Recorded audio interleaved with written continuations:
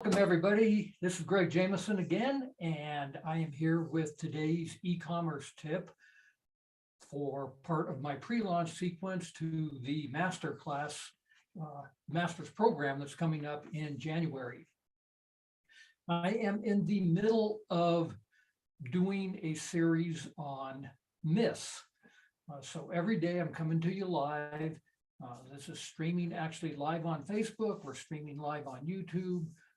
We're streaming live on LinkedIn, and this is your opportunity to catch the daily tip on how to make your e-commerce website be more efficient and be something that's really going to make you money in 2023. So today's myth that we're talking about is that e-commerce is easy. The fact is e-commerce, while much easier than it was a couple of decades ago, or even one decade ago, there's still a lot to putting out a really good e-commerce website. You know, many people think that, hey, I can simply put up a Shopify or Wix website, or I can just sell my stuff on eBay or Etsy, and it's easy. I don't have to worry about anything. And the only thing that we really have to do then is say, okay, who's my ideal customer avatar and how am I going to market to that person? How am I going to get the attention of my ideal customer so that I can sell them my products or services? I need to drive traffic. I need to build links to my website. I need to advertise. Perhaps I need to do some search engine optimization. I need to write good product descriptions, have good product images. I need to create things like order bumps and produce sales and coupons and pop-ups on my website. And I need to deal with product returns and refunds. All of those things alone can be complex.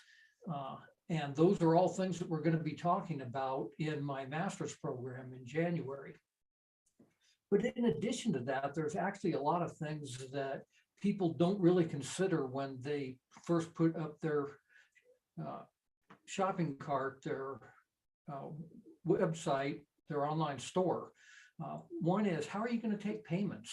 I actually just dealt with a customer for the last 2 weeks trying to get Authorized.net working on their website.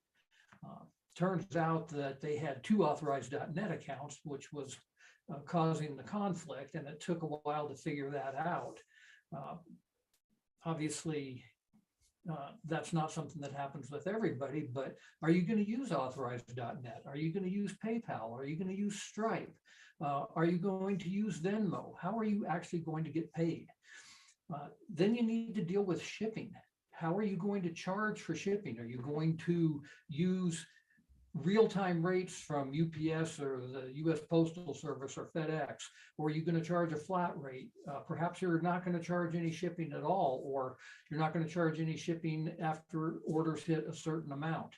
All of these things not only need to be taken into consideration, but you also need to figure out the logistics of how you're going to put that in place.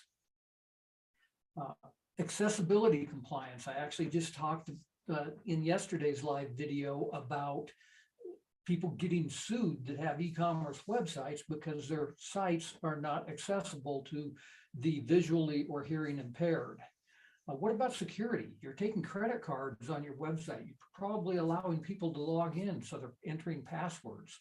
How are you dealing with security issues on your e-commerce website?